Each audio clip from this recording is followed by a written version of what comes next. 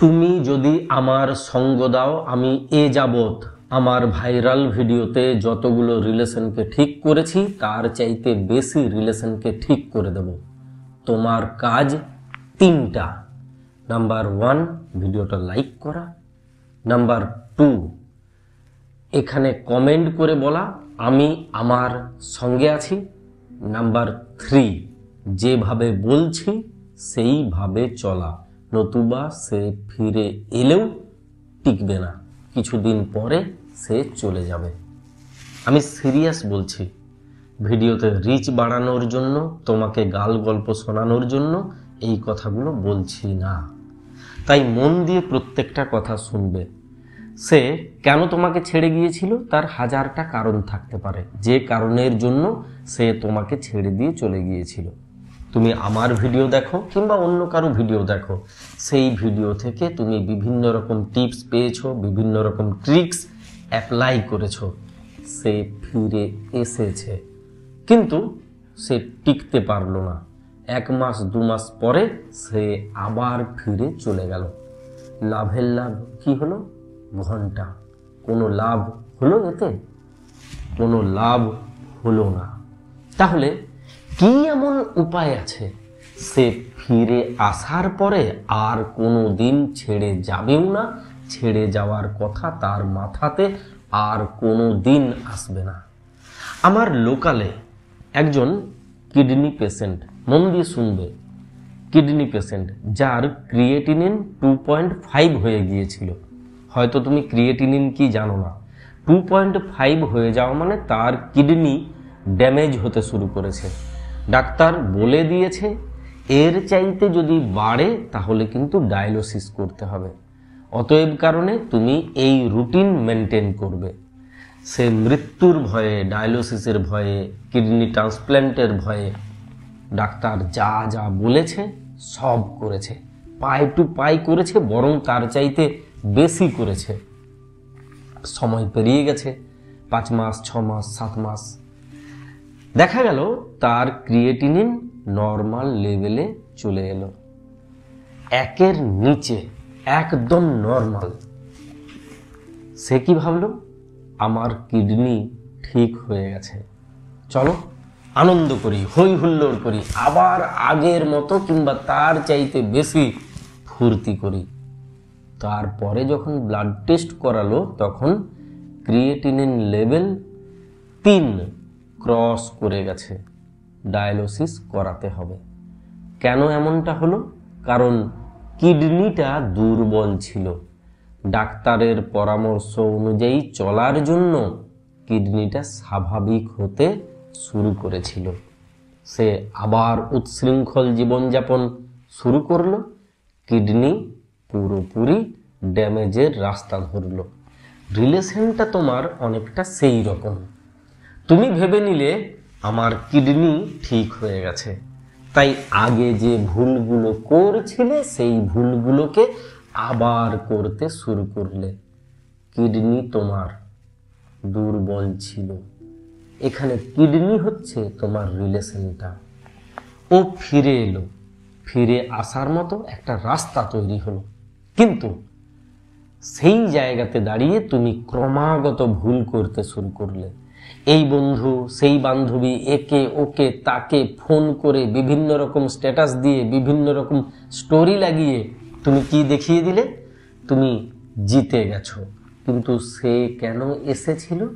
কারণ তোমার ভেতরে একটা অদ্ভুত পরিবর্তন দেখেছিল, যে পরিবর্তনটা আমার ভিডিও কিংবা অন্য কারো ভিডিও দেখে তোমার ভেতরে এসেছিল। সেই পরিবর্তনটা দেখে সে ফিরে এসেছিল, কারণ তোমার এই নতুন রূপটাকে সে বুঝতে পারছিল না। যখন ফিরে এলো তারপরের থেকে তুমি তোমার পুরনো রূপে ফিরতে শুরু করলে, যেমনটা তুমি আগে ছিলে। আর আগে যেমনটা ছিলে বা যে আচরণগুলো করছিলে সেই জন্যই তো ও তোমাকে ছেড়ে গিয়েছিল। তাহলে কি করবে? সে তো আবার ফিরে আসবে। তাকে যদি ফেরাতে হয়, আমি আমার এই ভিডিওর ডেসক্রিপশনে একটা ভিডিওর লিঙ্ক দেব। যদি দেখেছো আবার দেখবে। যদি না দেখেছো, মন দিয়ে দেখবে। যেভাবে বলেছি সেইভাবে চলবে। তারপরের স্টেপ, ফিরে সে আসবে। যদি ভালোবেসেছে ফিরবে। তারপরের স্টেপ, তুমি কোনো বন্ধু বান্ধবী কাউকে ফোন করে মেসেজ করে নিজের উৎসাহ প্রকাশ করে আর বলতে যাবে না তোমার রিলেশনটা ঠিক হয়ে যায়নি, তুমি সুস্থ হওনি, কিডনি দুর্বল রয়েছে, তাই তুমি কাউকে তোমার উচ্ছ্বাস দেখাবে না। যেহেতু তুমি তোমার উচ্ছ্বাস দেখাবে না, তাই দ্বিতীয় স্টেপটা তোমার কাছে ভীষণ গুরুত্বপূর্ণ। তোমাকে আর নিজের দুর্বলতা প্রকাশ করার জায়গা আজীবন তৈরি করা যাবে না। তুমি ওর প্রতি কতটা দুর্বল সেটা তুমি জানবে, আর একমাত্র তুমিই জানবে। পৃথিবীর দ্বিতীয় কেউ জানবে না তুমি ওর প্রতি কতটা দুর্বল, এটা কেউ জানবে না। তাই তোমার কথা অসংলগ্ন হবে না। আমি যারা কনসাল্ট করে আমার সঙ্গে, যারা আমার সঙ্গে ফোনে কথা বলে, তাদেরকে প্রথমেই কিছু কথা বলে দিই। তার ভেতরে একটা কথা এটা, যখন সে ফিরে আসবে তখন কিন্তু সে টেস্টার লাগানোর জন্য আসছে, টেস্ট করার জন্য। এ এত ঊর্জা, এত পজিটিভ এনার্জি কোথা থেকে পেয়েছে? এ ফেক নয় তো? রেজাল্ট দেখে ফেক, এ একটা ভেগ ধরেছে। আসলে এ ওই মানুষটাই, তখন আবার ফিরে চলে যায়। তার জন্য তোমাকে যেটা করতে হবে, তোমাকে প্রপার নিজেকে আদ্যপান্ত পরিবর্তন। কেমন পরিবর্তন? যেমনটা তুমি বহুদিন আগে ছিলে। তুমি তোমার মতো নও বলে প্রবলেম হচ্ছে। তুমি যখন ওর সঙ্গে স্বাভাবিক আচরণ, আমি বলবো না এটাকে, সুস্থ আচরণ করতে শুরু করবে, মানে আর তুমি তাকে মাথায় চাপতে দিচ্ছ না। আমি যে ভুলগুলো করতে দেখেছি, তারা কি করে? ব্লেম করতে শুরু করে। কই থাকতে পারলে? থাকতে তো পারলে না, সেই তো আমার কাছেই ফিরে আসতে হলো। কই ভালো থাকলে? নানা রকম ভাবে ব্লেম করে। এটা কেন করেছিলে, সেটা কেন করেছিলে, আজকে তো ফিরতেই হলো। কই ওর সঙ্গে তুমি ভালো রইতে তো পারলে না? নানা রকম ভাবে অভিযোগ করে, কিংবা আরো মারাত্মক একটা অপরাধ করে। কি অপরাধ? উচ্ছ্বাস, মাত্রাতিরিক্ত উচ্ছ্বাস। ফিরে পাওয়ার পরে আবেগটা কাকে দেখায়? ওকেই দেখায়। ভীষণ খুশি, মারাত্মক ভাবে খুশি, মানে আমি আমার জীবনটাকে ফিরে পেয়েছি। দুটোই নেগেটিভ। তুমি দুটো ভুলের কোনোটাই করবে না। না তো তাকে ব্লেম করবে, কোনো রকম দোষারোপ করবে না। কেন গিয়েছিল, কি কারণে ফিরে এসেছে, এটা তোমার বর্তমানে জানার কোনো দরকার নেই। ও তোমাকে সঠিক উত্তর দেবে, এর গ্যারান্টি তোমাকে কে দিয়েছে? তাই তুমি ওই অবান্তর প্রশ্নগুলো করবে না। কেন আমাকে ছেড়ে গিয়েছিলে, কেন তুমি আবার ফিরে এলে, এই প্রশ্নও করবে না। মাত্রাতিরিক্ত উচ্ছ্বাস দেখাতে যাবে না। করবে কি? ঠান্ডা মাথায় কথা বলবে, কম কথা বলবে, শুনবে বেশি। ও কি বলতে চাইছে, ও কি বলতে এটা চাইছে, কেন তোমাকে ছেড়ে গিয়েছিল, কেন আবার ফিরে এসেছে। যদি বলতে চাইছে, ওকে থামিয়ে দাও, ওকে বলতে দেবে না। কেন ছেড়ে গিয়েছিল এটাও বলতে দেবে না, কেন ফিরে এসেছে এটাও তুমি ওকে বলতে দেবে না। এটা তোমার না জানা ভালো, কারণ ও যেটা তোমাকে জানাচ্ছে সেটা স্বল্প সত্য, সম্পূর্ণ সত্য নয়। তাই তোমার জানার দরকার নেই, ওর জানানোর ইচ্ছেটা বেঁচে থাক। স্টেপ নাম্বার 2, তুমি শুধু পাল্টে গেছো তেমনটা নয়, তুমি একজন ঊর্জাবান মানুষ যে ওকে ছাড়া থাকতে পারে।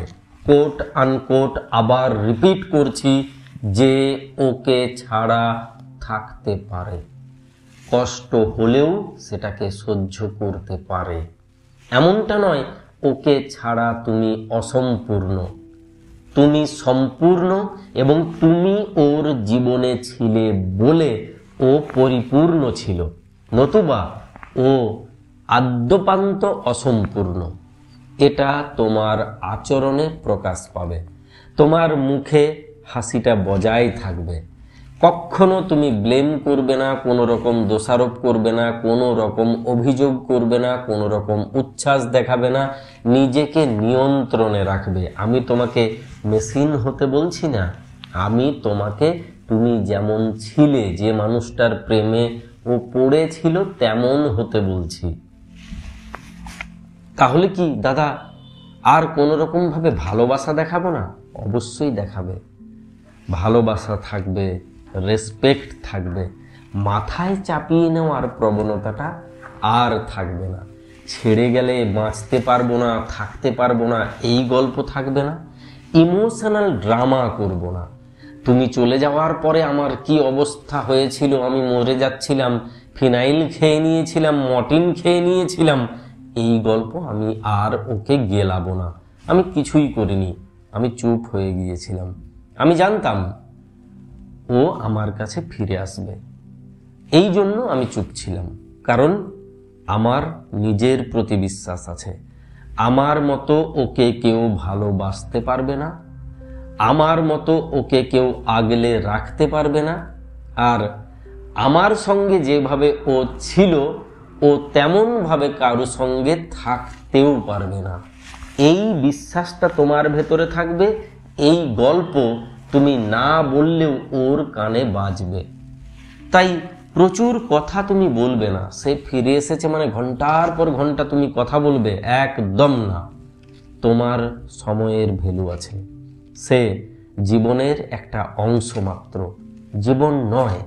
তোমার বন্ধু বান্ধব আছে, তোমার পরিবার পরিজন আছে, তোমার আত্মীয় স্বজন আছে, তোমার পার্সোনাল কাজ আছে, তারপরে সেও আছে।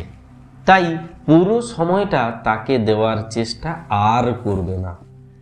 অতএব কারণে তোমার প্রতি তার কিউরিসিটি, তার অপেক্ষা, তার মিস করা থেকে যাবে। আর সারাদিন যদি তুমি চিপকে যাও, আরও যদি আগের মতো ঘন্টার পর ঘন্টা কথা বলতে থাকো, তোমার প্রতি তার ইন্টারেস্ট কমে যাবে, কথাগুলো প্রসঙ্গ হারাবে। কোন টপিক নিয়ে কথা বলবে এটাই তো আগে প্রবলেম ছিল, অপ্রাসঙ্গিক টপিক। ঘুরে ফিরে এক চুনগাম চিবিয়ে গেছো, রিলেশনটা বোরিং হয়ে গেছে, কথা কমাও, কিন্তু প্রাসঙ্গিক কথা বলো, যতটুকু প্রয়োজন ততটুকু কথা বলো। আজ যদি 4 ঘন্টা কথা বলার প্রয়োজন আছে, আমি 4 ঘন্টা বলবো, কিন্তু যদি প্রয়োজন নেই, আমার জন্য 4টা মিনিট যথেষ্ট। এটা যেন মাথায় থাকে। কথা বলাটাকে অভ্যাসে পরিণত করো না। কথা বলতেই হবে, কথা না বললে রাতটা কাটবে কি করে, এটা অভ্যাস, এটা এডিকশন, এটা প্রেম নয়। এই রকম প্রেমগুলোই দ্রুত নষ্ট হয়। আজকের পর থেকে কথা বলাটাকে অভ্যাস করে নেবে না। যেদিন কথা বলতে ইচ্ছে করবে সেদিন বেশি কথা বলবে, যেদিন কথা বলার ইচ্ছে থাকবে না দুজনের কারো, সেই দিন কম কথা বলবে। কথা বললেই প্রেমটা বেড়ে যায় না। কথা জমতে দাও, কথা তৈরি করতে দাও। আর সবচাইতে গুরুত্বপূর্ণ পয়েন্ট, লেখার অভ্যাস তৈরি করো। 100 কথার চাইতে একটা লাইন অনেক বেশি গুরুত্বপূর্ণ। তাই লেখো না, মেসেজ করতে বলছি না, চিঠি দিতে বলছি, চিঠি। তোমার মনের কথা, তোমার ফিলিংস, তোমার ভবিষ্যৎ প্ল্যানিং লিখে জানাবে। চেষ্টা করবে লিখতে, খাতায় লিখে ছবি তুলে পাঠাতে, কিংবা সরাসরি ওর হাতে দিতে। তাতে শতগুণ বেশি ইমোশন তৈরি হয়, ড্রিম তৈরি হয়। যখন আমরা লিখি তখন একদম মনের গভীরে পৌঁছে গিয়ে লিখি। যখন সেই লেখাটা পড়ি তখনও মনের অবস্থাটা সেই রকম হয়। তুমি যখন বলছো তখন একটা মাত্র ইন্দ্রিয় কাজ করছে, কান। আর যখন তুমি কোনো লেখা পাঠাচ্ছ তখন চোখ দিয়ে পড়ছি, মন দিয়ে অনুভব করছি এবং প্রত্যেকটা শব্দকে কান দিয়ে শুনতে পাচ্ছি। তুমি যে লিখেছ না, সেটা তোমার গলার আওয়াজে আমি শুনতেও পাচ্ছি। তার সঙ্গে সঙ্গে কি করছি, আমি সেই লেখাটাকে হাতে নেড়ে চেড়ে দেখছি। আমার স্পর্শেন্দ্রিয়ও কাজ করছে। এতগুলো ইন্দ্রিয় অ্যাক্টিভ। এই জন্য লেখার অভ্যাসটা বাড়াবে। ডায়েরি মেনশন করবে, তোমার ভালো লাগা, তোমার মন্দ লাগা, ছোট ছোট ফিলিংস সব যে ফোনে বলতে হবে তেমনটা কেউ দিব্যি দেয়নি। চেষ্টা করবে কথাটাকে কমিয়ে লেখাটাকে বাড়িয়ে সেই লেখাটা ওর হাতে তুলে দিতে। লাস্ট পয়েন্ট, এই ভিডিওটা বানানোর মূল উদ্দেশ্য যে পয়েন্টে এসে দাঁড়িয়ে যায়, যখন দেখবে তোমার রেসপেক্ট কমছে, চেষ্টা করবে দূরত্ব বাড়াতে। দূরত্ব বাড়লে গুরুত্ব বাড়বে। যখনই তুমি এটা দেখবে ও তোমাকে রেসপেক্ট করতে পারছে না, তখন চেষ্টা করবে ওর থেকে দূরে থাকতে। ঝগড়ার টপিক 5 থেকে 10টা, এর বেশি টপিক একটা রিলেশনে আমি আমার 7 বছরের অভিজ্ঞতাতে পাইনি। এত এত কল করে মানুষ। আমি সবাইকে জিজ্ঞেস করি কোন কোন কারণে ঝগড়া হতো। ঝগড়ার টপিক 10টার ভেতরেই সীমাবদ্ধ। ওই 10টা টপিক নিয়ে আলোচনা না করাটাই বেস্ট। ওই টপিকগুলো নিয়ে আলোচনাটা বন্ধ করে দাও, ধীরে ধীরে ওটা হারিয়ে যাবে। দেখবে ঝগড়া হচ্ছে না। ঝগড়া কোনোদিন হবেই না এমনটা নয়। তাছাড়া ভালোবাসাটা থাকলো কোথায় যদি ঝগড়া না হয়? ঝগড়া হবে, কিন্তু আজকের ঝগড়া কালকে বাসি হবে না। আজকে যে ঝগড়াটা হয়েছে সেটা আজকেই মিটে যাবে, কাল পর্যন্ত সেটা গড়িয়ে যাবে না। তাই চেষ্টা করবে ঝগড়ার টপিকটাকে এড়িয়ে যেতে, আর ওকে এটা শেখাবে আজকের ঝগড়া আজকে মেটাবো। এটা আমি প্রতিজ্ঞা করেছি, এটা তুমি প্রতিজ্ঞা করো। আজকের ঝগড়া কাল পর্যন্ত গড়িয়ে যেন না যায়। তুমি দেখো সে ফিরেও আসবে আর কোনো দিন ছেড়েও যাবে না। নিজেকে নিয়ন্ত্রণ করো। সমস্ত কিছু তোমার হাতে আছে, আমার হাতে কিচ্ছু নেই। এই জন্য প্রজেক্টটা কিনতে বলি। যারা কিনেছে তারা যদি পুরোটা পড়ে, যেভাবে বলেছি সেইভাবে যদি চলে, তাদের রিলেশনে পরবর্তীকালে প্রবলেম হওয়ার কথা নয়। কারণ তারা তো আমার ভিডিও দেখছে। তুমি যেখান থেকেই আমার ভিডিও দেখো না কেন, ইউটিউবে অবশ্যই থাকবে। এটা একমাত্র প্ল্যাটফর্ম যেখানে আমি আমার সমস্ত ভিডিও আপলোড করি। আদার্স প্ল্যাটফর্মে আমি আমার সব ভিডিও আপলোড করি না। বাপ্পাদিত্য ফর ইউ সার্চ করলেই ইউটিউবে তুমি আমাকে পেয়ে যাবে। ফলো করো, সাবস্ক্রাইব করো। টাকা পয়সা তো লাগছে না রে বাবা, করতে প্রবলেমটা কোথায়? লাইক যদি এর পরেও না করেছো অবশ্যই করবে, আর কমেন্টে এটা লিখবেই, মানে দিব্যি দিয়ে লিখবে আমি ভালো আছি, আমি আমার সঙ্গে আছি, কিংবা আমি আমার হাতটা শক্ত করে ধরে আছি। তুমি যে তোমার সঙ্গে আছো এটা আমাকে মানসিক শান্তি দেয়, যে তুমি তোমার সঙ্গে আছো। তুমি তোমার সঙ্গে আছো মানে তুমি আমার সঙ্গে আছো। ভালো থাকো, ভালোবাসায় থাকো, প্রত্যেকটি মানুষের সঙ্গে থাকো। বেলার শেষে এই খেলাতে আমি আমার ছাড়া কেউ নই, তুমি তোমার ছাড়া কেউ নও। তাই নিজেকে ভালো রাখো, নিজে ভালো থাকো, তারপরে দেখো সব ভালো থাকবে, সবাই ভালো থাকবে। আর তুমি যদি ভালো না থাকো না, কিছুই ভালো থাকবে না, কিচ্ছু না।